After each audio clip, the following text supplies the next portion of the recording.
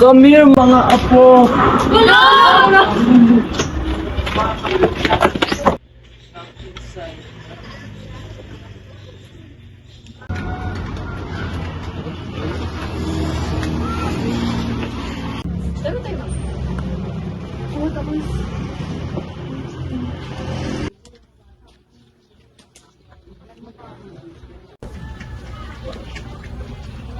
Do you want me to tell you a story mga apo? Yes, Lolo.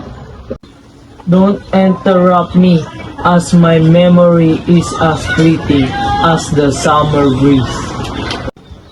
And you may find that an interrupted story is worse than no story at all. Now what I'm going to tell you is a little different, but something that will hopefully remember when you find the need for this memory. I was the third son of Francisco, a town hall clerk, and Carmesita, a housewife in a small town called Kanda, somewhere south in Bukidnon. It is far from here, very far. We lived in a small house, made smaller by the fact that there were three sons, all not far apart in age. Fernando was the oldest, Alejandro, your grandfather, followed after a year, then me, barely a year later as well. After that, Nana just declared she would not get pregnant again. And indeed, she didn't. We were boisterous, as all boys are. And it was all that Nana could do to keep us in place. Boys, wake up. It's already morning. Boys, wake up. Get up now.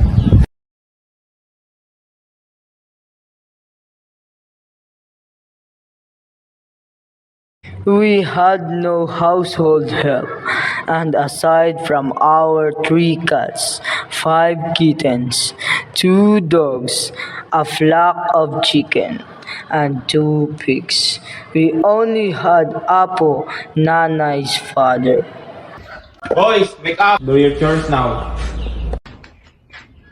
Apu was 84, but he was still spry and lively. He would wake up early every morning, rush us out of bed, nag us to do our chores.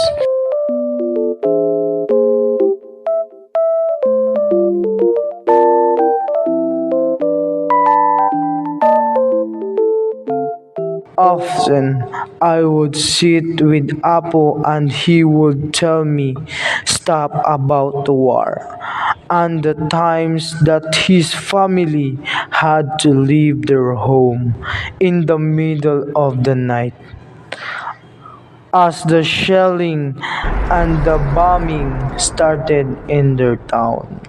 There were times as well when Apo talked about the not like ours, his term for the supernatural. He had seen a capre. He said he had also been friendly with a duende and had witnessed a manananggal flapping its wings. I was no wimp. I played their game and excelled at some, but I did not like hunting, which was one of their favorite pastime. I love birds. I cried once when I saw Fernando hit a Maya in the chest. The poor birds falling from a branch, merely stunned or dead. I didn't know. I ran away before they could see my tears. One day, Tatay came home with bad news. The body of Budok, a farmer from another barangay, was found that morning. It was mangled beyond recognition. Lucky! Lucky! Excuse me, have you seen my dog? We haven't seen your dog. Oh, please my dog, please tell me to be okay? Sure, no problem. Thank you. Lucky! There goes that girl again, looking for her dog. Exactly. Duh. Lucky! Lucky! Where's my dog?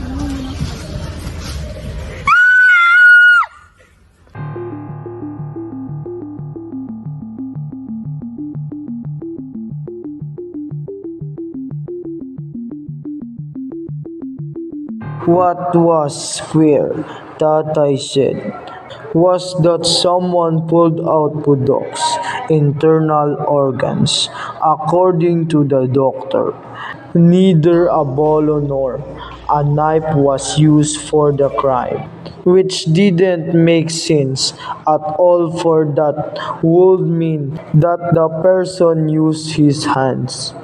And how could a pair of hands to do damage it did? He used his hands. That's right, Tay. I'm talking to the coroner from Antil. He'll have a full report soon. Is it Doc Morales? I'm going to see him.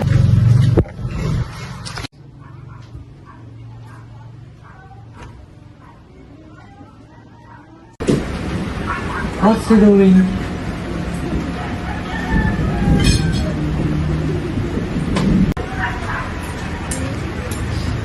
Maybe it's smoking again. Our engine is better rose on that wooden chest of this.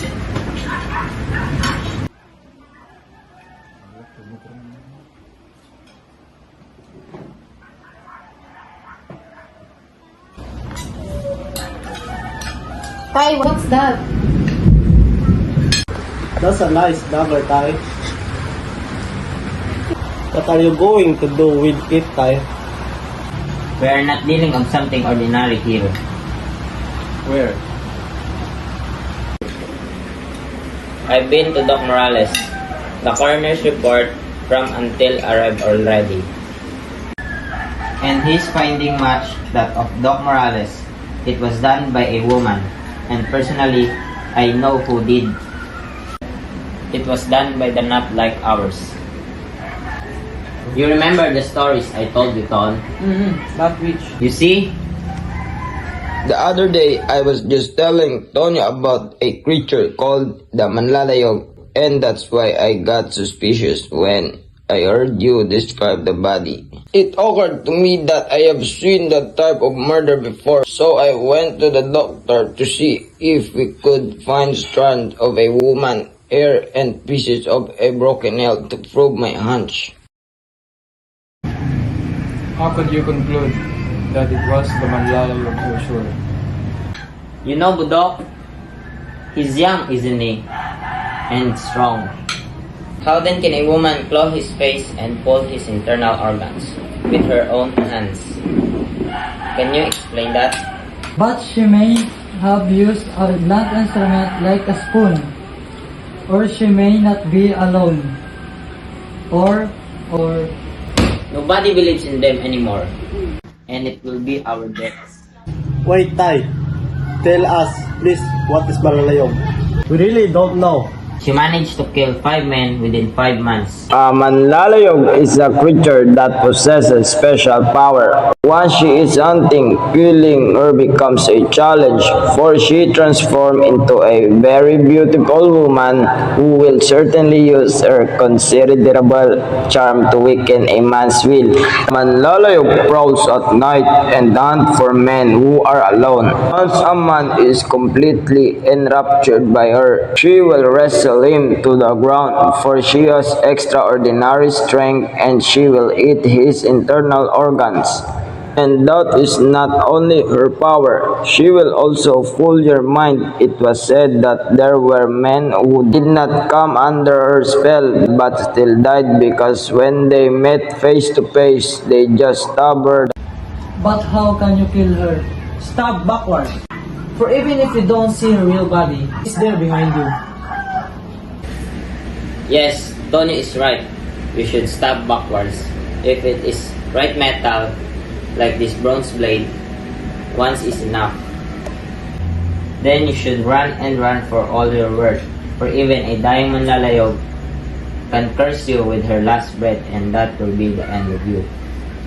But who was the man that killed the Manlalayog in your town? And you didn't tell me about this before, Tay.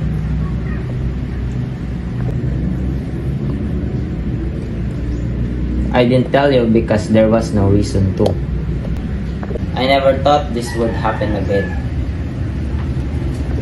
The man who killed her was my father, your grandfather. He cursed him, telling him that he will die before the month was to end. Our great Lolo died within a week, but not before telling his 15 years old son everything that he knew about the monster he visited.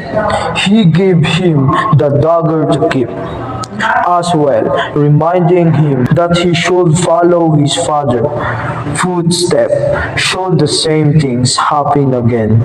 But he was already too old. That's why I took out this dagger in case someone is willing to hunt the manlalayog. She won't be coming out until the next full moon, so we have time. How can we tell the mayor or the police about this? They will laugh at us. Then don't. But we can't let her kill again. Scott, we can't let the authorities do everything. So, what do you suggest we do? I can't very well do it. If that what you're suggesting. And why not? You're still young and strong. Tay, how can you say that? We have 3 children. And what are the police there for? Sometimes we have to be brave, my boys. Do you think she'll strike again? It's just one apple still. You wanna bet nothing will happen tomorrow? How can you say that? Apo was telling the truth. You saw his face when he was telling us about his father. How can you just ignore it? Way to go, Tonyo. We didn't know you really believed that. Sisi! Sisi! Sisi! Sisi! Sisi! You just don't want them to face you. You just after you will be honest.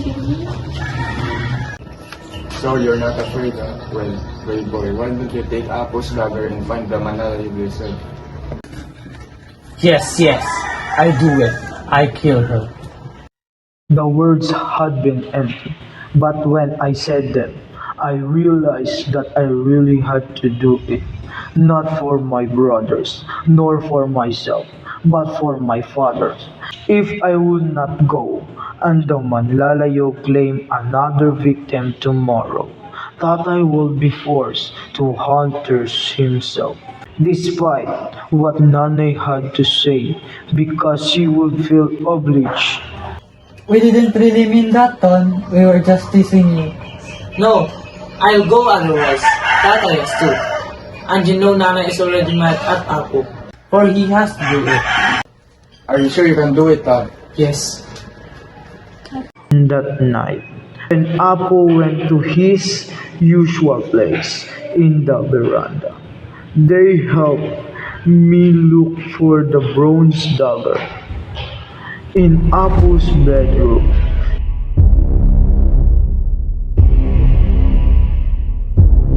We found it on top of his clothes in the cabin, and we hid it in my closet. We said good night, and my brothers and I lay down on the mat, all tense and waiting for the time that I could safely leave the house. When we were sure that our parents and Apo were asleep, we rose and took out the dagger.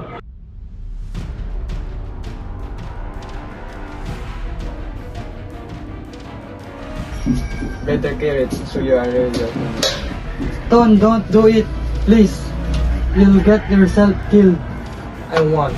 I'll take care. Then I run into the wide street.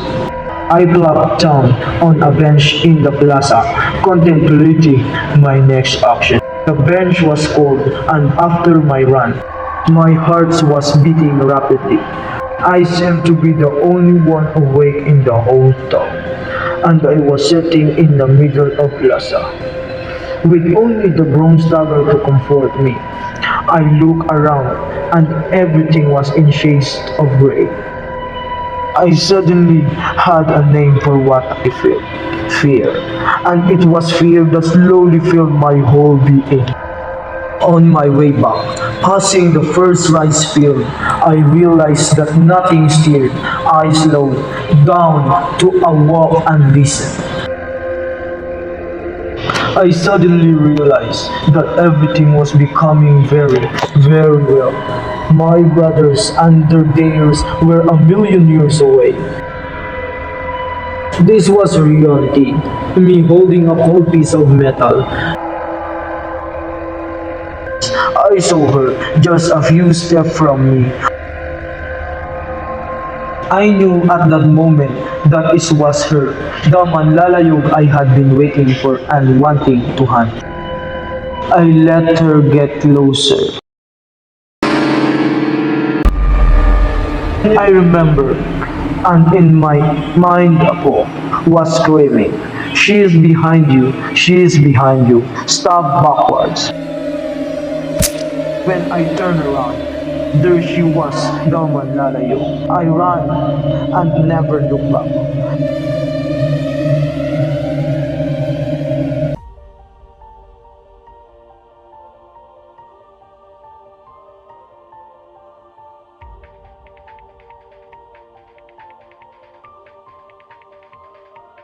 Tonyo.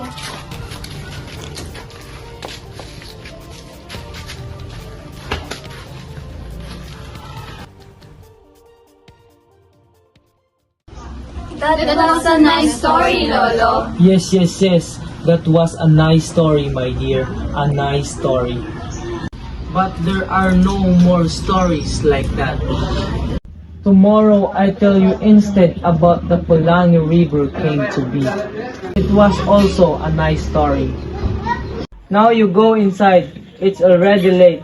Lolo Tonyo is tired. And you all have to go to school tomorrow. Good night. Good night, Lolo.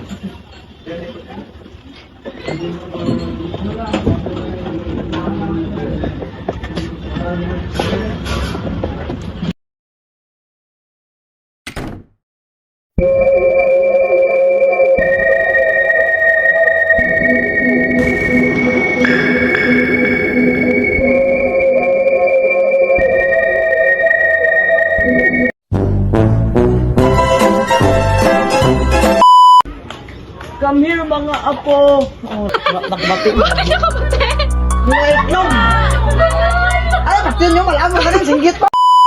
But how can you kill her? Stop backward.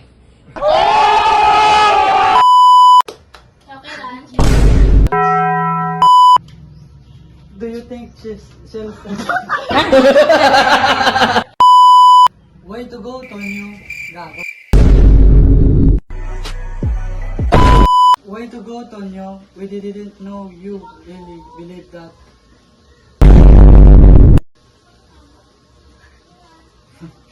Si ka ba? Si ka ba?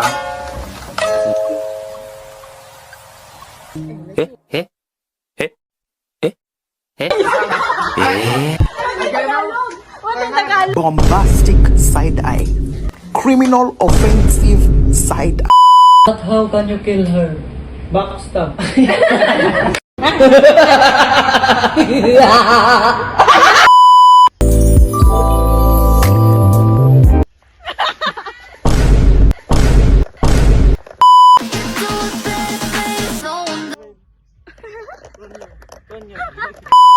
What do I wear?